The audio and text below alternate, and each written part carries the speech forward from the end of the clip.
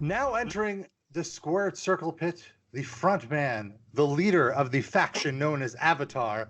I have Johannes here. Thank you so much for talking to me here on Squared Circle Pit. Yeah, it's absolute pleasure to be on, man. You are currently on the road with Baby Metal. Correct. Sitting here in Denver, Colorado right now, struggling to breathe. I'm not used to mountains. Now, you are a wrestling fan, obviously. That's correct. Here on the podcast, and I feel like, you take one look at your band and you tell that you're a wrestling fan. Like you're like doing a wrestling persona. Like you're a character on stage. I feel could be you could fit right into WWE. Yeah, I would say so because I think it reflects the way I've learned to think due to being deeply into professional wrestling. How long have you been watching? Oh, I guess my earliest memory of a guy that I felt like, oh, that's my guy. That was Adam Bomb. So when did he come onto the scene? I always say I was 5, but that might be slightly too early, like 91, 92, 93, somewhere around there. It was on Swedish television, and I got hooked. That's great. That's great. But yeah, so the thing is, because I think once we started to develop, a more theatrical way of doing things as a band, it still was never meant to be based around, that we would play any fictional characters. I wouldn't be Frodo from the Shire or whatever. It was just about kind of, figuring out what our music looked like and felt like on stage and just express what we are trying to express musically anyway. And what you get there then is, if you listen to Steve Austin talking about developing his Stone Cold persona, that's Steve Austin dialed up to 11. So I don't have a stage name when I do my thing. I am who I am. It's just that I am who I am and feeling what I feel when we create and perform our music, and that side of me comes out and it gets dialed up. So it's a persona, but it's a persona completely just based in who I am. It feels just as real as, I don't know, we all behave differently on I don't know, if people go, when a person goes disco dancing and partying and then having a Sunday dinner at grandma's, both you are you in both settings, but you might, express yourself differently. Right. That's a good comparison. What came first to you? Was it a love of music or the love of pro wrestling? Probably music, in the sense of that was something around the house. Both my parents, we played a lot of classical music, CDs at home, and there was a piano there from very early on in my childhood that I was drawn to when I was really little, and they put me in lessons and all that. But it all comes together in a similar age, and I'm wrestling definitely came before heavy metal though. And I think some of the things I was attracted to in seeing Hulk Hogan fight Vader in WCW, that those feelings is something that I probably found and picked up also from heavy music, from especially that side of it that I got from Iron Maiden or stuff like that. That's very, very powerful, almost superhero-like expression. So that kind of goes hand in hand. So was WCW like your jam, or did you watch both WCW and WWF at the time, or did you just get WCW? So living in Sweden, they would show, at first they started to air, I think the history of it is that they bought some package, some C-show packaging or whatever that the WWF at the time would sell internationally and put their own commentaries on it. And the commentaries sucked. So, and a super fan wrote in and complained. And and he got the job as a commentator doing voiceovers. And he was basically like he was probably part of a very small early dirt sheet scene in Sweden back in those days, and probably one of the, you know, he probably came from a household where they were very early with getting cable in a way that it will get, you know, international channels and stuff and have access to it before anyone else. And he did it with his Swedish champion powerlifter, whatever it's called, Hua Dahlgren. And then they would show this after the Saturday morning cartoons. So, and this is during the new generation era that this is happening. So it's all very, you know, aimed towards children. But because it's Sweden, and Sweden doesn't really work in superlatives or, you know, the way that the United States does, you know, they constantly broke kayfabe while still being totally into it in the other minute, treating it as a sport. It's a very unique, comical, and awesome way of commentating on it that I grew up on. But they stopped doing. So when you say they were breaking kayfabe, were you saying they were talking about like the backstage stuff? No. They didn't have access, but just that it wasn't real. Oh, interesting. You know, then it was choreographed. Someone uploaded all these old episodes on YouTube with their commentary on it, and they would first have them in the studio talk and like, well, so we've been getting some heat because we've been suggesting that some of it that you're watching, pretty much everything is maybe not as real as they want you to believe. You know, like, but at the same time, they were like still kind of picking the winners who they thought were going to win before they would show the WrestleMania. Like, it was a weird mix, but I think that is usually how the television viewers viewing it anyway. You know, we want to get lost in it. We want to get, you know, into it as if it's a competition. That's what we need. That's part of the storytelling and part of the rush and the fun and entertainment of everything of what it is. But at the same time, we also, when we discuss who's going to win, we also try to, you know, book the territory and figure out, no, but they of course is setting up this match for WrestleMania or whatever, you know. So we do a bit of both, and they kind of did that, I would say. But anyway, they stopped airing WWF stuff. I think what they basically did is that they, as a, you know, European station buying in a TV show for children stuff, they were following Hulk Hogan. So they started to show WCW with the same two guys in the mid-90s. But then the big thing that happened for me was that, again, with, we guess, satellite receiver and stuff, we started to get Cartoon Network, which on Fridays at like 8 or 9 o'clock would switch over to TNT and show that week's Monday Nitro. Oh, that's huge. Okay, so the Monday Night Wars, you were watching Nitro. And that was my bread and butter. So that is. Now, was it the same commentators? Intense watching days. No, then because that was then the TNT stuff, just a rerun for the Europeans. Yeah, so that is Tony Schiavone, Bobby the Brain Heenan, Mike Tenay, and all that. And that is, I guess that's also where I started to learn English properly. Professional wrestling educated me very well as an artist and as a linguist. You're not the first person to tell me that, and I myself, as a son of two immigrants to America, I feel that pro wrestling also taught me English, because like my parents couldn't speak it. You know, they were just learning. Oh, there you go. And I was watching it since I was a kid, and it was like the same thing. Like, you know, it would teach me, you know, how to get mad at somebody, or how to react, just certain words that they would use. So that's so funny that you say that. So who were your guys during that? Who were your guys during the new generation, and who were your guys during that Monday Nitro era? Well, new generation stuff, I was so little and kind of watched from over my brother's shoulder kind of thing. And I just remember that I thought that Adam Bomb was a badass. Yeah, he looked really cool. And here I am sticking my tongue out for a living, you know, so it come full circle. Because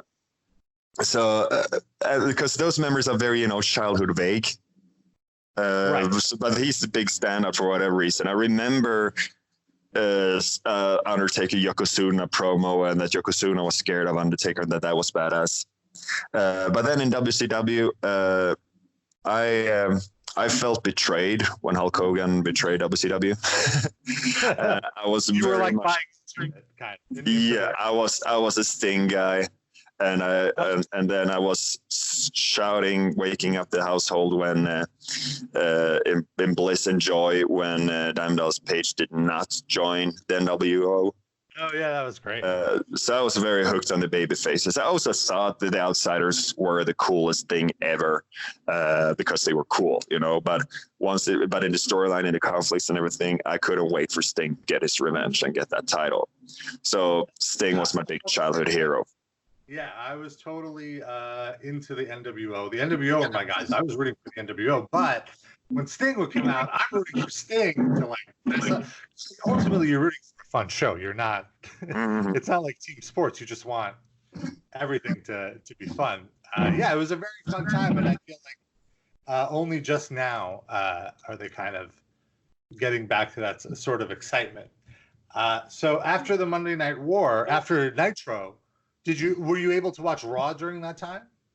Not really. And again, like bandwidth was an issue in the late 90s, early 2000s. And I started to dwindle, you know, because Nitro started to really, really suck. Yeah. That's what I was but at the same time, so my mom is German. So we had that, satellite receiver on our house to get the German channels. And German sport channels aired SmackDown and the pay-per-views after the fact that they aired, but you know, we weren't as present online in those days as we are now, so I wouldn't really spoil anything for myself. So there was with The Rock on top and Undertaker riding on his motorcycle having a middle-age crisis, that era, midlife crisis is what it's called. Gave away my European badass. Yeah. That era of SmackDown was, I guess, the next thing that I jumped to. And then it kind of dwindled off for just a couple of years. And then I think it was honestly like this, that my first real girlfriend broke up with me. And I started to just return to things that made me feel good when I was younger, and a nice lessons of adulthood was hitting me the way they're supposed to do in your early 20s. And then I was just going through all over the internet to find that fix of the things from a simpler time, when things were more in black and white. And that kind of reintroduced me to pro wrestling. And from there, I've been finding always one way or another to follow, mainly Raw. Yeah. I see. So you keep up now, but only with Raw. That's where you're. Well, now, the thing I'm most psyched about is October 2nd. Yes, AEW. Okay. Yeah. Cool. And also Raw. Like Raw is what me and my wife has been following the most. Seth Rollins is her guy. Oh, and yeah.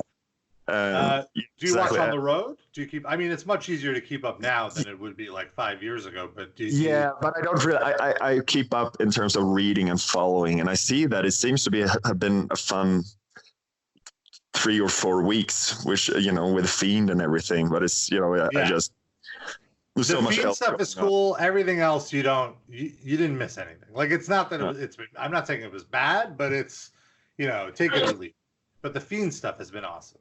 Yeah, so I hear. So I keep track on it like that, but it's just that I don't think that everything with the AEW pay-per-views have been perfect, but when they have gotten it right, they have made me feel like they seem to keep touching on exactly what I have been looking for, like an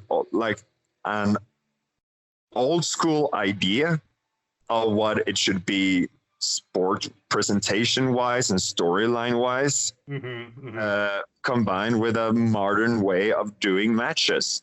I feel like they are touching on that, and it has that atmosphere that because as I got older, once again with the internet, I started to check out things from way before my time, of course, and especially NWA things that I wouldn't have had any possibility to see otherwise, or AWA, all those old things where where storyline and promo wise and the energy and the atmosphere is second to none, but in many cases the actual in-ring performance has just not aged as well because we just moved so far.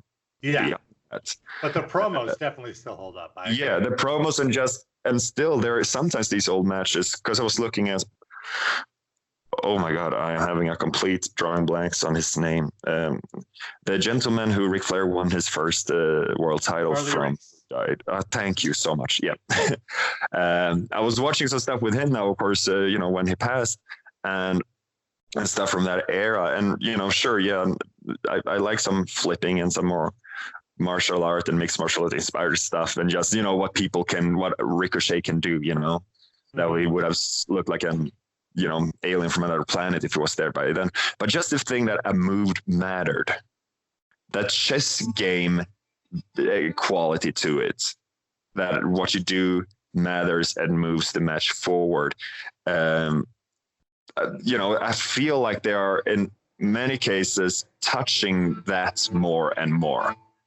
And I think if they can do that, but in a modern superhero mega athlete way of performing it, I think it might be so good. I would say, Cody versus Dustin was a match like that for me, for instance. Yeah, agreed. So have you watched all the AEW pay-per-views? No, I did not all of them. And because I don't know what came in between. So, I think I missed Fight for the Fallen and Fyter Fest. I had to do something, and then I didn't get around to get back to it. But I watched All Out. I watched Double or Nothing, and and most of the stuff that were on the other stuff. Yeah. Okay. So those were the two bigger ones. Fight for the Fallen and Fyter Fest were kind of smaller, almost house shows, I feel. So it had the atmosphere still, and it looked different, especially with Fyter Fest, and I liked that. Agreed. I'm just excited very much for an alternative, I feel. And it'll put WWE on their, make them put their best foot forward, which look, they're doing NXT now against it, and NXT I enjoy as well. I enjoy it. There is just a matter of time. I don't have time to there's too much wrestling out there. So that is why, for instance, I followed Raw also, for the longest time now. For one, because living in Finland nowadays, the way we would watch it is they put it on YouTube immediately after. So it was our Tuesday night entertainment, and then they have kind of trimmed the fat of it. Like it's like 40 minutes shorter or something like that, 50 minutes shorter.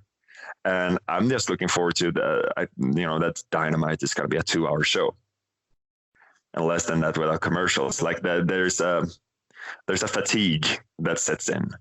Absolutely. That was kind of my problem with All Out. By the time they got to the main event, I was past. I couldn't stay up. It's like these shows need to be shorter. Yeah, there's so much quality there, but people keep aiming for quantity. So like, I feel, and now that two factions are doing it, it makes me think like in the early 2000s and until recently, there was this volume war in music where, you record an album, then you mix it to make it sound nice. And then you do the mastering of a recording. And which is, it's a bit more, you don't go in and fix a certain guitar level. You treat the whole recording as a whole and work with the volume in the frequencies of that. And it's a bit beyond my understanding, but for the longest time, they started to just push. You wanted to kind of have the loudest album out there to get that first impression impact of boom, what is this? And it kind of killed dynamics. It kind of made albums sound, sure, it's you had more somehow, but I remember, and this is now 15 years ago, you read an article about why in the world is an album by this band that was big at the time, Keane, so much louder than Nevermind by Nirvana. It makes no sense if you listen to what is on there, but it's this just push for louder and louder, which killed the music that was recorded. And I feel it's the same thing now, that there's a war to just put so much content out there, and you want to showcase all the wrestlers you have, and and everyone needs to be on the big shows, and I think that's a mistake. We don't go on stage and play all our songs from all our albums every night. It would be ludicrous. Yeah, that's a great point. Yeah, I agree. You want to leave the crowd wanting more. Yeah, they'll be back next week, and they have another pay-per-view coming. Mix it up, which would also make each pay-per-view unique. You know, and that's it, again, the fatigue of. I actually, for instance, do think that Baron Corbin is doing an excellent job as a heel. And I like him even more because he was at one of our shows in Florida last year and tweeted about it. I liked it. So so now I like his in-ring performance even more. But, you know, there was this string of him versus Seth forever and ever and ever. And then they also did it on a pay-per-view. And it's like, then it doesn't mean anything. If you have, and they have so many great wrestlers. So like, I sometimes dive in somewhere in the middle of, you know, those years of Nitro that are so near and dear to my heart. And, you know, they managed to entertain us and have great matches on through and through on these Nitro cards. And still we didn't get to see Sting wrestle for a year. You know, and we were all super hyped for that. Then, of course, that's an extreme example. But, you know, there are things you can do. Again, if you get more people over, and let them do what they do well.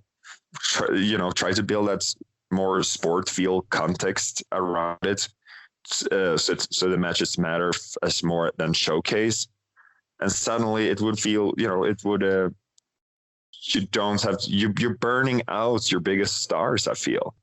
That's why, yes, we all got tired, I guess, of Brock Lesnar over and over again. But every time he came back, we were fucking excited.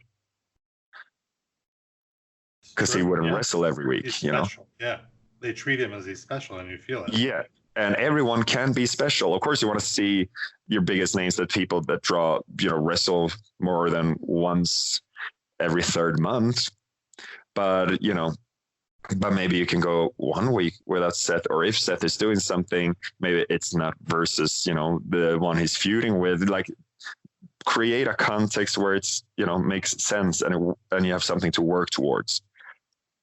And if AEW treats wins and losses as they matter, then we have reasons to follow our favorites, meeting all kinds of opponents, and not just the guy we really want them to beat. And they have they put the records when they come in. It's on the graphics, so that's going to be very interesting to keep up with. Who are your guys in AEW? Well, I'm a lifelong jerkaholic, I would say. I say, he was too funny, and I guess stuff when in '98 where I was very good at despising the heels, but the man of 1,000 moves and 1,004 moves and the Dean Malenko stuff and all that, through that, now we met a couple of times and he's been really great, and his reinvention of himself. And he managed to, in my 20s, when he had a feud with Shawn Michaels, that I hate someone again. This is incredible. This weird thing that happens in your brain because you have more distance to it, but still fucking hate you. And he made that happen. So there are a ton of other reasons. So I'm very excited that he's there. I think Cody in terms of, and Dustin, in terms of storytelling in their matches. And they throw in he adds a lot of star power to his matches. Arn Anderson coming into a spine buster, and throw back to his dad's moves and stuff. So he has some extra bells and whistles there, but it's still, that makes sense. And I think he's doing great. I'm excited. I like the combo of Luchasaurus and Jungle Boy. I forget what the third guy's name is, but that's Mark kind Stunt. of, there you go. Thank you. And, but for me, it's mainly Jungle Boy and Luchasaurus, the dynamic there in two that I like the most. So I guess those are some stand-up things. I popped when Awesome Kong returned. I popped loud and hard. Let's see what I'm interesting that you didn't mention Kenny Omega. Have you watched? My apologies. No, he's more secondhand information for me. I thought he was great, and I'm excited to see more of him now, because again, I can't keep up. I'm sure kept saying this to my wife when we've been frustrated at what we're seeing on Raw, and why don't we just switch over to those things? They seem, from all I read and the little things I see, they seem to do everything that we want this to be. Mm-hmm. But then it's the weird investment that you do. And that is something that's, I think, one of the reasons that WWE can keep you in the grip around my testicles is because of the legacy there. Because I want to follow a guy to win the title that essentially is the title that Hulk Hogan or Bret Hart held. Yeah, it's a change in the call something, but and that mythology, it's I'm not a big superhero guy, but I was still compared to that. It's something about following a new superhero or a superhero story in that universe where there is an Iron Man and a Captain America or whatever, and it has more impact in your world if you are immersed in the world where the story takes place. Does that make sense to you? Yeah, absolutely. I feel the same way about WWE. I just can't quit it. I've been watching it now for over 30 years, so it's like I can't just stop. No, exactly. Even though sometimes I'm not necessarily enjoing what I'm watching. No, exactly. That's the thing that with WWE, with AEW, I mean, is because they certain names, and because I was a WCW guy. Some guy, a kid from Northern Europe being so immersed in Southern U.S. culture, it's funny in itself. But because the heritage that is seeping in there, there's already a sense of that it's new and excited and it's the next thing, but it still has that air of the past. Yeah, that connection to the past. Yeah. Yeah, and that is very important to me. And so I don't know when New Japan gets old enough, meaning maybe I start watching it in 10 years and start backtracking. Because stuff I've watched, I really. New Japan is a little harder to, keep up with and follow, and they don't necessarily make their interface easy to use if you don't speak Japanese. But it's a challenge. Like it's kind of like underground music. Like you have to kind of work extra hard for it, but it almost seems more rewarding when you see it because it is old. It's completely presented as sport. I mean, there's very much silliness sometimes and sports entertainment aspects, but they present fully as a sport, and I really love that. What I would say is go out of your way to Kenny Omega had a series of matches, 3 matches with the world champion Okada. Yeah. And those Okada is the best wrestler in the world. So I recommend the first match was at Wrestle Kingdom a few years ago. Then they had one at Dominion, and then they had a final one that was a 2 out of 3 falls match. And the 2 out of 3 falls match, I'm not exaggerating. It is better than any movie, it's the most piece of content I have ever. I was so, I'm it was kind of like how you said where. You kind of know what it is, you get jaded, but I was sitting there on the edge of my seat, yelling at my screen like I was 5 years old because it was such an intense battle that they had back and forth. Yeah, so, I don't know why I haven't gotten around to check it because I'm aware of all of what you're saying, and then it kind of seeped into, I don't know. Then I guess I read a book and I wrote a song and I did, other things in life got in between, and suddenly it was in the back of my mind, and in front of my mind was, a disappointing episode of Raw, which is stupid, I know. I'll send you the links because I really think you would enjoy them, and they will open your eyes, especially to Okada, who's just one of the best wrestlers in the world. I'm very excited. Okay, so. We talked about basically everything. Have you ever watched? Watch it? Yeah. First thing I got to see, we went to the band and our tour manager went to watch Raw, and I want to say it was in Baltimore, but I'm not sure.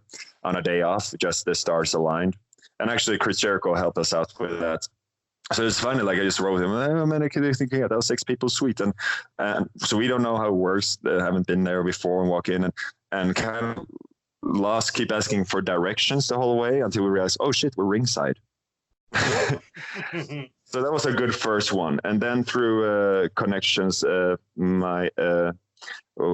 management has some good history with and friendships within the WWE today. So And in the past, like they had Bret Hart over for dinner back in the day when he was the champ. And stuff. So through those connections, I got into watch when they'd done the European tours. Went to a couple of those live events. And then I've been trying to support our local Gothenburg wrestling scene. They are in Park Music Video, so I went to check them out, of course. But so what's the promotion? I didn't even realize there was a Gothenburg wrestling. That's so awesome. GBG, which is short for Gothenburg, how we abbreviate it, wrestling. And now I'm excited about those. Since I moved to Helsinki, I still haven't had a chance to go. And all the 3 coming events, and it's of course not a weekly thing. They keep happening when I'm away for something, but there's also one in Helsinki called FCF, Fight Club Finland. And, it's they all seem to be growing and get a grip of, because, nowadays wrestling has become, it's this nostalgia thing. As people come of age and they remember what they saw on TV as kids and all that. And it has also attracted some kind of hipster flair, Absolutely. I totally noticed the hipsterness of it as well, which is so wild to me, because growing up, I was always like a little ashamed, not like ashamed, but I would like hide it. I didn't want people to judge me. Like I loved it. Yeah. I wasn't embarrassed that I loved it, but other people would judge me. It's like, okay, I don't want to deal with your stuff, But like now, I feel it's like everyone is out in the open. It's so immersed in pop culture, and I feel like like you're saying, like I noticed that too with like the UK wrestling scene blowing up. It kind of spread to the rest of Europe now, where there's all these smaller scenes, and I think that's awesome. I think that's really, really cool. And that's exactly it. So they seem to all be able to, they don't do the ice hockey arena or whatever, but the larger clubs, the places they do it at, they seem to fill up pretty well every time. So for being what it is, it seems to be growing and doing well, and that the quality increases. And I don't know, like it was also like we played this Wacken festival in Germany. So it's like this biggest metal festival in the world, basically, at least one of them. And they had suddenly some indie wrestling was happening there as well.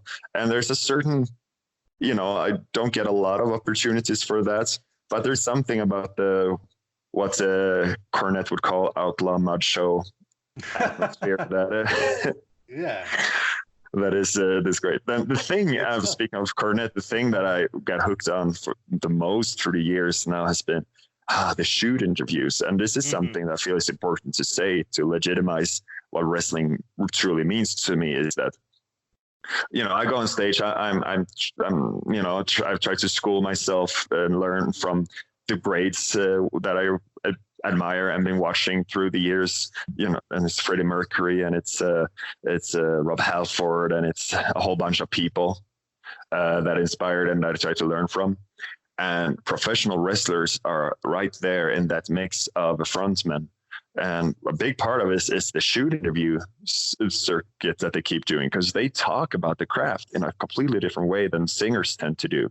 You don't find those interviews with singers. So it's been extremely educational for me as a live performer, because I think it's so connected. We have a plan, we have our songs, we have certain things we do in a certain way during our shows. We have our high spots, so to speak. But then you also have it's a live setting. It's not tied to a script, and you even improvise and you respond to the audiences to make things matter more. And it's a wrestler. I don't remember who said it. Probably Al Snow. Probably I saw said that. One of Pro's products today is that they treat wrestlers as actors. Wrestlers are not actors; they are reactors, and I think that's so brilliant. And I feel like, as a singer in a band, that is what we are too. In terms of what a live performance adds to our music, is that we have something, people reacting to what we do, and we react to them, and that interaction. So from that world, all of the podcasts and the shoot interviews and all that, I think I picked up a lot from that. Yeah, me too. I think I got a lot of education in business and like politicking and how to deal with people based on shoot interviews, and like just like how you should interact, like who you should be nice to, who you shouldn't like mess with. I just from reading like backstage gossip, like that is the most exciting part about pro wrestling. I think that's one thing that people that don't really get into it grasp necessarily. Like, oh, how could you like what's I find myself more immersed in like the backstage stuff and like the stories about what happened when I was a kid. Like, what really led to that happening, things that don't make sense. That's more exciting than the actual wrestling. I feel something. Yeah, in the worst case scenario, and sometimes they have a Cody Dustin match, and all is forgiven, and it's all about the in-ring stuff. Right, but then also, the next day I'm on the internet reading backstage gossip about. That's also true. Like what happened? What happened back? Like what's the story? That's also very, very true.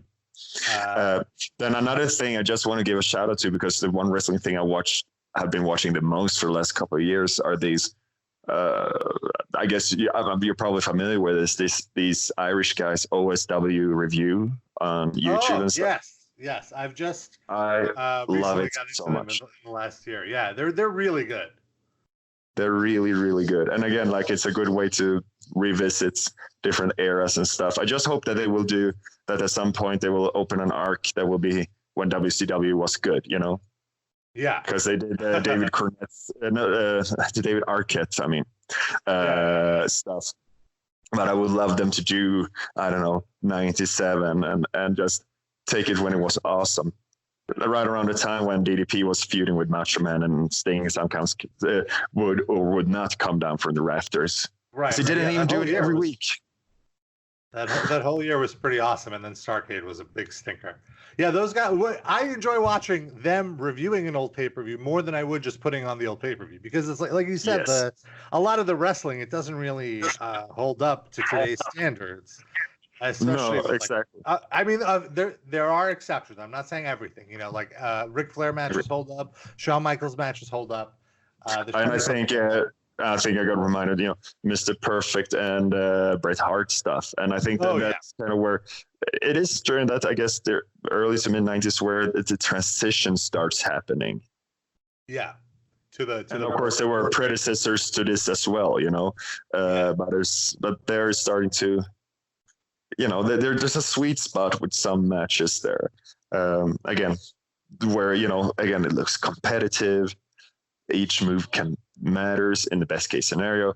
Then you have fucking Hercules not selling a power bomb by Sid because he did the job and he didn't want to, whatever, So I see, but you would have never known that unless you read about it later and go back and watch the footage and you see like, holy shit, that's great. Like I never noticed that as a kid. Yeah, absolutely.